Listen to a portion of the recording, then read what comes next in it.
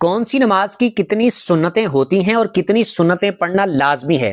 اس کی تفصیل سن کے ثواب کی نیت سے دوسروں کے ساتھ شیئر کر دیجیے گا۔ کل کسی کا سوال بھی آیا تھا تو اس پہ میں نے ویڈیو بنائی تھی اور باقاعدہ سوال میں لفظ ظہر کا موجود تھا، اور میں نے بھی ظہر پہ ہی ویڈیو بنانی تھی کہ ظہر کے 4 فرضوں میں یا پھر ظہر کی 4 سنتوں میں اس پر ہی ویڈیو بنانی تھی، لیکن لفظ ظہر کی جگہ میرے منہ سے فجر کا لفظ نکل گیا تو وہ رانگ ویڈیو ہو گئی تھی۔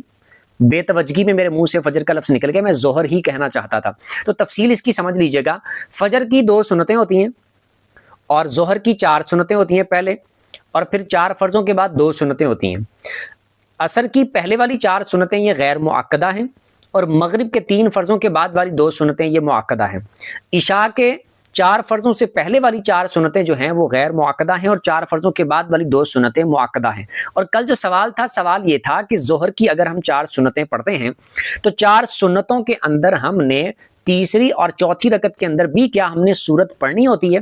تو ظہر کی تیسری اور چوتھی رکعت کے اندر، ظہر کی 4 سنتوں کی تیسری اور چوتھی رکعت کے اندر سورت ملانا لازمی ہے، یعنی سورہ فاتحہ کے بعد آپ نے قل هو اللہ پڑھنی ہے یا کوئی اور سورت پڑھنی ہے تو وہ پڑھنا لازمی ہے۔ لیکن اگر آپ 4 فرض پڑھتے ہیں، جیسے ظہر کے فرض ہیں، عصر کے فرض ہیں یا عشاء کے فرض ہیں، تو ان میں تیسری اور چوتھی رکعت کے اندر سورہ فاتحہ کے بعد سورت پڑھنا یہ لازمی نہیں ہے۔ صرف سورہ فاتحہ پڑھ کے بھی آپ رکوع کر سکتے ہیں۔